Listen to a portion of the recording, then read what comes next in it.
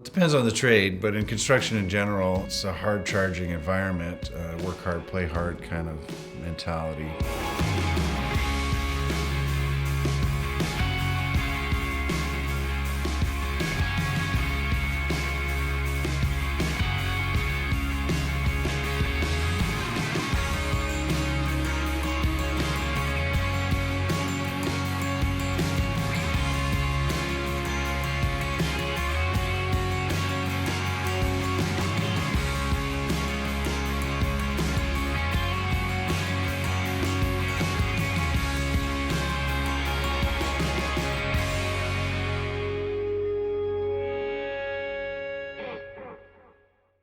This rough and tumble work that we do breaks us sometimes. The trades, except for the construction culture, is a really good place to be. We coined a term that it's always feast or famine. The fix or the instant gratification of feeling good is what people are often looking for. They'll admit it, they're self-medicating. There's a so-called magical line you cross into alcoholism, where the alcohol has control of you.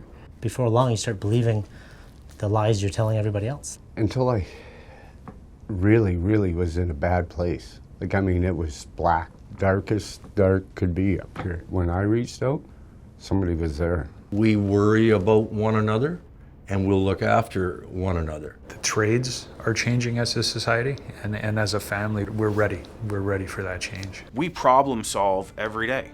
This is what we do in the construction industry.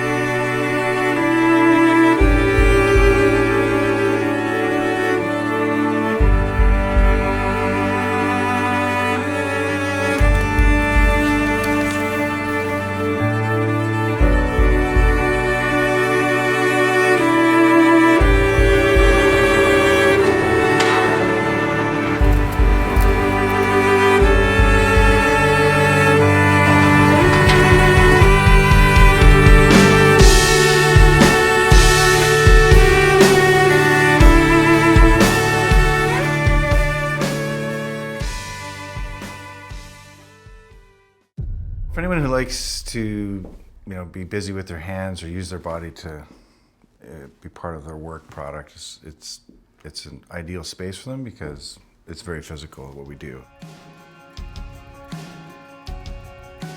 Fantastic remuneration for what you get in terms of your ability to come to the trade with nothing, go through an apprenticeship, get paid while you're learning as you go through the various levels of the trade, and then get to be a journey person and have the opportunity to travel anywhere in North America, really, to go to work. Just that whole feeling of accomplishment that you get when you build something, and it's like an edifice that's going to be there for some time. You can point to, that you had a part in building that. Is one of the biggest, neatest things about being in construction. I made it pretty far to the top of what would be called a successful life as an ironworker, as a family man, as a father, and surely someone who uses, someone who's got an addiction problem can't go that far. That's the story I would tell myself. And all of a sudden, I was unemployable. Quite honestly, the life just was a train wreck. That was it. My addiction went to a point where I actually lost my house. There was a group of people at work betting that Larry wasn't going to live to 50. And they almost won. There's people out there dying with the drugs that are out there today. Well, what we found, I'll just say it, suicide has been an issue in our industry. The reason for the higher rate are identified in 5 drivers. The first one is work culture or work habits. Longer working hours, it's a physical job. Trades in the province of Ontario are reasonably well paid, and the members physically work hard. And in doing that, along with the money that they're making, I think creates an issue where they work hard, they want to play hard. And in doing that, it leads to drinking, which can lead to other addictions as well. And how it's a slippery slope. If you're partying every day with some type of substance, be careful because it might catch up with you. You won't see it coming. Yeah, there's acute risks in construction for injury, but the ongoing work that you do in construction just tears your body down over time. And we found that a lot of our members have had issues with addiction that come out of that across all of construction, where opioid addiction is probably the biggest problem we have in our industry. Being away from home and longer working hours, not being home with family or friends to be able to have that social aspect. That was the big one, was the isolation and wanting to evade that feeling, to get away from the isolation.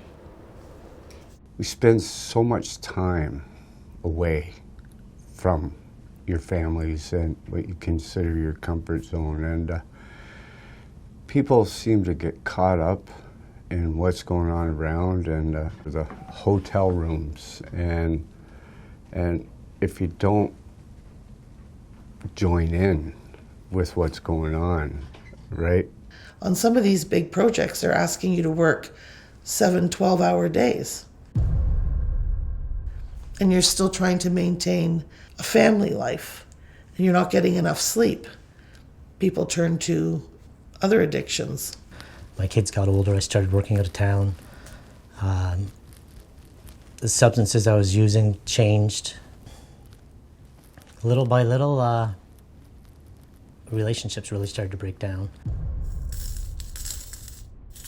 Sometimes folks find themselves in a situation where they might be laid off for a period of time, and so financial security comes into one of the main stressors. And when you've got time, there's no money, and when you've got money, there's no time. And so being the wife of an ironworker for as many years as I've been, I can tell you that you have to have a really good financial plan. You shouldn't go out drinking on payday, not only because it's not healthy to do that, but because the job you're on is only going to last so long. Essentially, we're working ourselves out of that employment by completing that project. There is some nervousness around, where do we go next? What's happening for work when this one winds down? And that can have a toll on your mindset. The mental health and portion of the research really strongly identified depression and anxiety as being untreated and unspoken about, and so that's the 4th driver behind addiction and suicide. Men often feel like they can't speak up. Women are still looked at skeptically by some going to the job. People of color, same thing. Gender diverse folk or queer folk like myself have had different experiences that way too. So there's still a lot of those microaggressions happening. Just picking away at you, that stress, that negativity that you have to endure day after day going to work. And it's not just the marginalized communities, it can happen across the board. I think basically it's been a male-dominated industry, and men aren't supposed to be suffering from those things. We don't like to admit that we're hurting. The biggest part of it was the fear. Fear is a big thing to get over, especially in the construction industry. The 5th driver, which is identified as harassment or bullying. In a male-dominated working group, it's very common to have what we can call just a male camaraderie, and they're bantering back and forth. It used to be that folks that work in this industry are tough and they can eat the bark off trees. For the most part, the people are good people, but the culture has become that just turn a blind eye to some of the bullying, harassment, discrimination. A lot of times folks who are good folks don't know how to confront those other folks. Just grow a thick skin, right? That means just get used to it. So people learn to either stay quiet, and that's where I think some of the mental health issues, right? It's like the microaggression after microaggression. You may be coming to the trade a little unsure of what to expect. So again, that tendency to want to fit in. So going out and hanging out with your fellow brothers or sisters in a bar setting, it feels like you're bonding and you're making connections. If you didn't fit in with that crowd at that time, you didn't work. It's a very rough environment to work in, and people don't want to show their soft underbelly. And that's required to get help. As many red flags as there were, I was always able to tell myself that it wasn't that bad and that it was okay, and that there was still lots of time for it to change, and he would grow up and things would get better. Late for work, making excuses, unable to take responsibility for behaviors and actions, defensive, in denial, and justify and minimize and rationalize my way out of anything. To the point where the people in my life, I can make them think that there's something wrong with them for accusing me. I was very good at spinning it. Missing 2 or 3 days, not being able to get in from the parking lot. They drive to the job, but can't get in. Where are they going at noon hour when everybody else is sitting down having lunch? Those signs, along with actually physically looking right in the face of the person that you're concerned about, you can pretty well pick up that there's a problem. I was 115 pounds, and my skin color was gray, and my eyes were sunk in, and my cheeks were sunk in.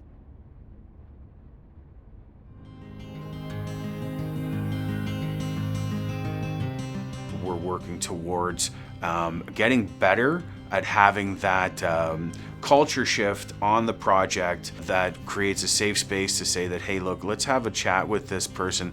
Let's ask them if everything's all right, and let's be prepared to support them. We spend more time with the brothers and sisters we work with than anybody else. So it makes sense that while we're at the lunch table or while we're at work, it should be perfectly safe for someone to speak to a brother or sister across the table and say they're struggling. And I would have a normal call that was work-related, and just at the very end or at some point along the line of the conversation, just ask how they were doing. And if the answer just came back fine, I would put a little further probe into it. No, like with some examples of how you dealing with this. To stop things in their tracks when the bullying starts to happen, where they can say, hey, that's not cool. That's not right what you're doing. And you may find others in the group might chime in too. We have to extend ourselves to being more humane with one another and to understand what's going on in people's lives, because if we want the best construction workers, then we need to extend the best of ourselves for them. It was post train wreck. It was after everything came down, and I was shocked at how many people walked up to me on the job, put their arm around me and said, you're going to be okay. Somebody made a suggestion, call this person. And when I called that person, right, there was somebody that was compassionate. And that dark place I was talking about up here, just a little bit of light. A little bit.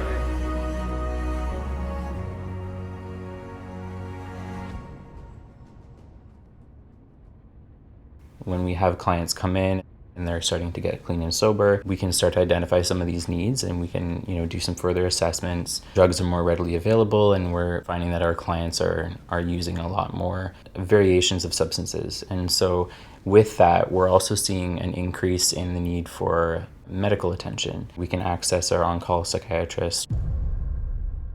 30% of people will have a depression in their lifetime, and at any one time, 5 to 10% of the population will be significantly depressed or anxious. You base it on how are you feeling. Most people, they're feeling low, sad, empty.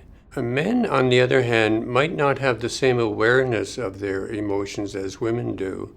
And they might be more irritable, agitated, restless. Also, men report who are depressed more physical symptoms that are basically unexplainable. If you're significantly depressed, you have no stress tolerance, so the slightest thing can tick you off. And you're going to have more negative thoughts. In the brain, an emotion and a thought are one and the same. So if you are really depressed, you're going to have suicidal thoughts. That doesn't necessarily mean you're suicidal, but it does mean you're very depressed. Clients are in anywhere between 4 and 6 hours of group each day. And then they also have primary counselors and secondary counselors. And so you might be looking at things like communication and feelings and emotions, fatherhood, grief, a number of different life skill topics, while also working through the stages of change model, focusing a good chunk of time on relapse prevention techniques, coping strategies. Lifestyle is very, very important. Having a balanced lifestyle, diet is important. Getting better sleep habits. If you start to drink to go to sleep at night, sure, you'll go to sleep, but rather quickly you'll wake up and you won't be able to get back because you'll be in withdrawal from the alcohol you took. And I tell people when it comes to socialization, even being around people can be very helpful. Even if you're not talking a lot with them or talking at all with them, just being around people, breaking that spell of being alone. They might be learning how to deal with boredom. They might be exercising or having peer activities outside, developing relationships and enjoying pleasant activities without substances. We're construction workers, right? The big tough guys, the iron workers, boiler makers, pipe fitters, whatever it is, right? While you're in there, and realizing that you're no longer alone, you share some stuff with those people that you never ever thought you would ever share with another human being. Ever. And you know what that did to me? A little bit more light. To see that people care, they care about us. We're private to the construction and building trades. We have contributors that pay in from the union side and also as employer associations. And without that funding, De Novo wouldn't exist. The funding is what allows us to be able to provide the service that we're providing. We want them to be comfortable that this is the place to go because it's their place.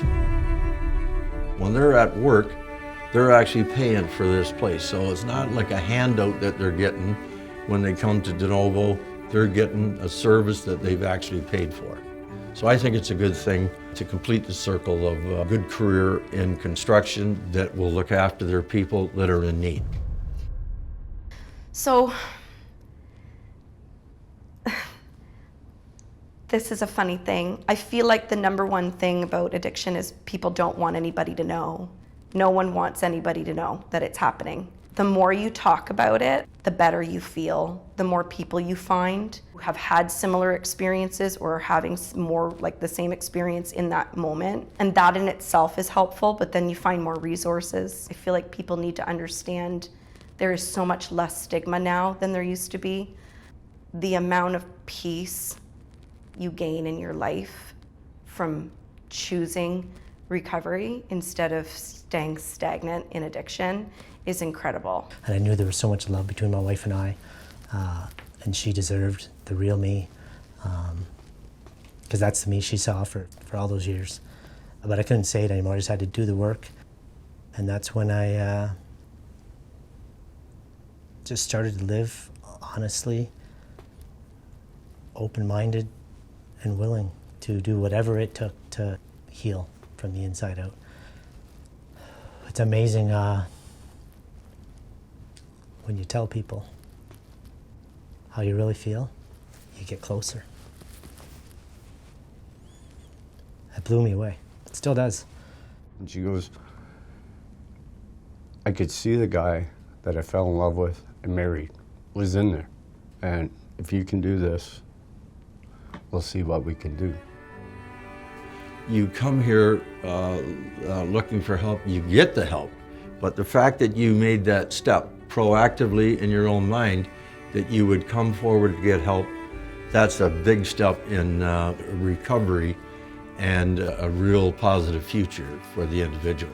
A lot of the clients will say I came for a new beginning, and I got that. De Novo stands for a new beginning.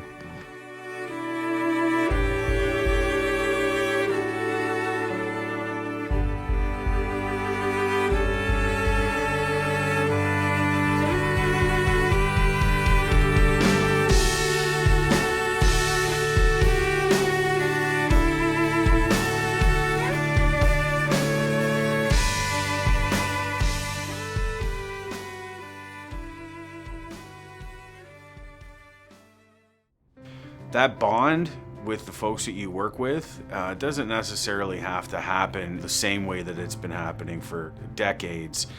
And the industry is shifting, recognizing that time's valuable, and the after work time, maintaining that work-life balance is valuable. We've talked about it so much that we simply need to implement those things. Having proper training for our foremen so that they can recognize the types of patterns that people with mental health issues and addiction issues go through. They tend to spend and spend and spend when they're working. Everybody's got new shoes and everybody's going on a little trip. And then when you take a layoff for a month between jobs, then you're struggling to buy groceries and pay your car insurance. So I think that having just a really healthy plan across the board financially is what apprentices need to do. Just being able to keep in touch with technology other than just the phone, 100% helps that you can have a face-to-face conversation through the evening, or if you're on night shift through the day with your family. It definitely helps a lot. We should be allowing some time to read a story to your children over Zoom. I don't understand why anybody would say, no, you can't have 20 minutes to go read your child a bedtime story, because you'll get so much more production out of somebody who's happy than somebody who's missing their family, even in being able to check on elderly parents. Trying to get the contractors involved from a policy standpoint and making sure that mental health safety talks are talked about, having resources on the Health and Safety Bulletin Board that people can reach out to. There are a number of other means to address pain issues, whether it's chiropractic, massage therapy, pain management clinics, and then of course taking the right amount of time to allow your body to heal so that you can get back to your job without relying on substances. The majority of the stress is the stress we give ourselves, the worry, the thinking, the overthinking. And I tell people that the best antidote for stress is to take a break from it. But to take a break from it, you have to be able to take a mental break from it as well. Some activity where you can get into it and get away from the thoughts. I think life's going to be boring if you stop partying every day. And that's just not true. What happens is you find your true passions and your purpose, and you start living on purpose, and you start doing the things that you're meant to do. And it feels like so much more fulfilling. And you become a better tradesman, an iron worker in my case, better husband. You start talking nicer to yourself with that inside voice. You start to dream again, you start to have goals again. Go back to when you're 12 years old, 10 years old, 11 years old, and you probably already know what you're supposed to be doing, what you want to be doing.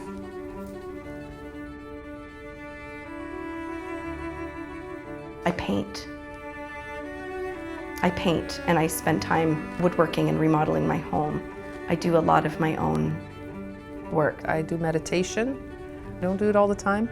It helps when I do it more often. I can wear a watch, and whether I be biking, running, swimming, doing whatever, I can track those metrics and keep in touch with others that are doing the same thing. Nature is probably my first go-to. I hike with my dog at least 5 or 6 times a week. I'm a gamer. I've always been a gamer. Started off in the arcade when I was a kid, so I have an iPad that I get on the couch with, and the dog jumps up on my lap, and it's going to check out for about a good length of time there before we get ready for supper. I like to clean a closet that's got out of control. I'm a closet writer. I like to write murder mysteries. Something totally different from my day-to-day life. I take 2 hours in the dugout and I put 9 innings in, and I just detox from all of the other moving parts, and that provides just what I need to maintain that balance. I make sure my wife approves everything I do before I leave the house in the morning. I get to walk with my wife. I get to change oil in my daughter's car. I get to play with my grandkids. The most important thing in my sobriety is you have to give back what was freely given to me. I found the things that I stopped doing probably the moment I started using. I played in baseball leagues and hockey leagues. I got out of the treatment center and I started running. Something told me to run. And thanks to recovery and a life in recovery, I say my life has fallen back together again.